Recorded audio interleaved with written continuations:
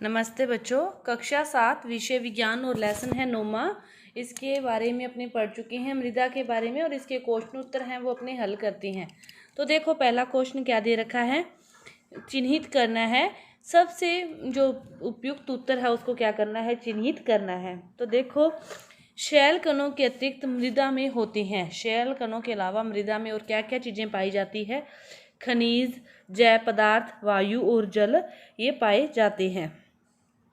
जल धारण क्षमता सबसे अधिक किसमें होती है, तो जल धारण की क्षमता सबसे अधिक मृण्मय मृदा में होती है। इसके बाद देखो मिलान करना है।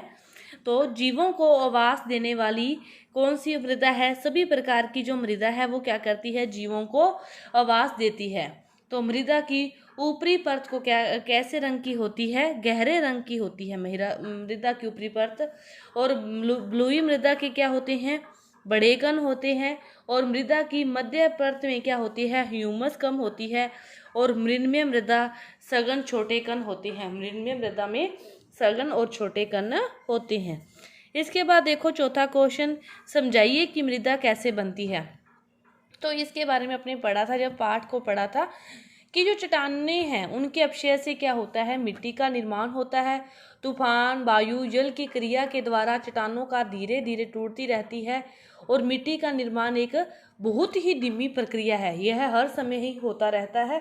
और इसमें क्या होता है कि चट्टानों का जो अपक्षय होता है छोटे छोटे कणों में टूट जाती है। फिर ये छोटे छोटे कण हैं वो कार्बनिक पदार्थों के साथ मिलकर क्या बनाते हैं, मृदा को बनाते हैं। इसके बाद देखो पांचवा क्वेश्चन क्या है कि मृण्मय मृदा किस प्रकार फसलों के लिए उपयोगी है। तो इसमें क्या होता है, ह्यूमस की जो मात्रा होती है बहुत ज़्यादा होती है, इसीलिए ये उपजाऊ होती है। गेहूं, चना और अनाज उगाने के लिए तो सबसे उत्तम होती है। और मिट्टी पानी को बनाए रखने में बहुत ही अच्छी है, इसीलिए ये क्या है, फसलों के लिए उत्तरदायी है, उपयोगी है। मृण्मय और ब्लूई मृदा में अंतर क्या है कि जो मृण्मय मृदा होती है इसमें जो छोटे छोटे कण हैं उनका अनुपात क्या होता है, ज़्यादा होता है। लेकिन ब्लूई मृदा में क्या होता है, बै से बड़ा, बै से ब्लूई, इसके जो कण होते हैं वो बड़े होते हैं। मृण्मय मृदा इसमें क्या होता है कि मिट्टी जो पानी को बरकरार रखती है, चिपचिपी और गिल्ली हो जाती है। लेकिन ब्लूई मृदा ऐसा नहीं करती। और मृण्मय मृदा में जो फसलें उगती है वो धान, गेहूँ, चना, लेकिन ब्लूई मृदा में सब्जियां, मूंगफली, कपास की खेती होती है। तो इसके बाद देखो सातवां क्वेश्चन की मृदा की अनुप्रस्थ काट का आपको चित्र बनाना है।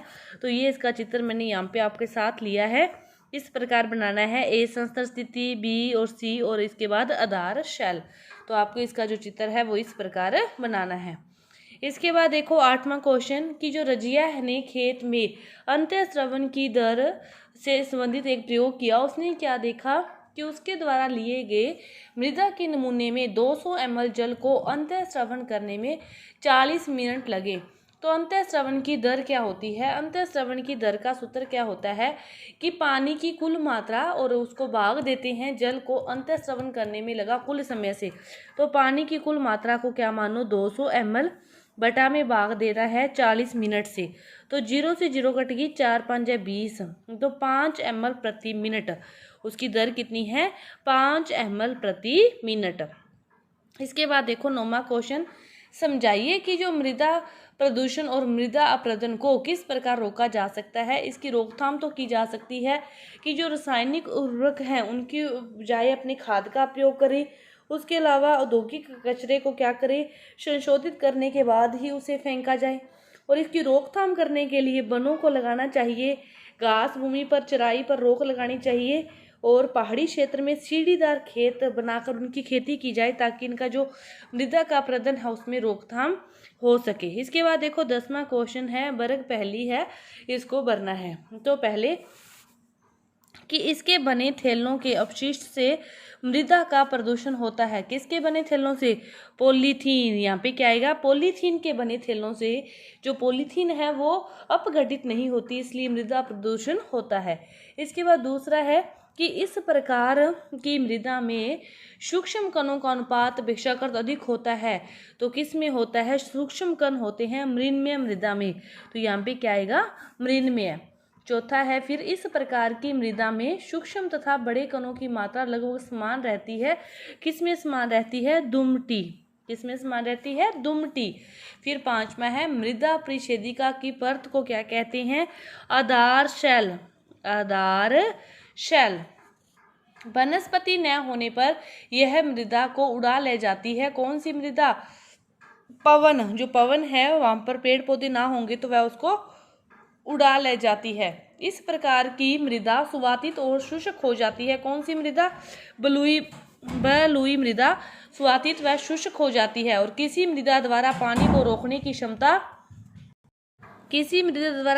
रोकने की क्षमता क्या होती है? जलरोधक। क्या होती है? जलरोधक। इसके आगे दे रखे हैं ऊपर से नीचे। दूसरा दे रखा है कि भूमि की ऊपरी परत जो पौधों को आधार प्रदान करती है, वो भूमि की ऊपरी परत क्या कहलाती है? मृदा। उसमें क्या आएगा? ऊपर से नीचे मृदा। पवन तथा प्रवाही जल के कारण मृदा का प्रभाव क्या होता है? अप्रदन का होता है। जो पवन बहती है उससे मृदा क्या हो जाती है? अप्रदन हो जाता है।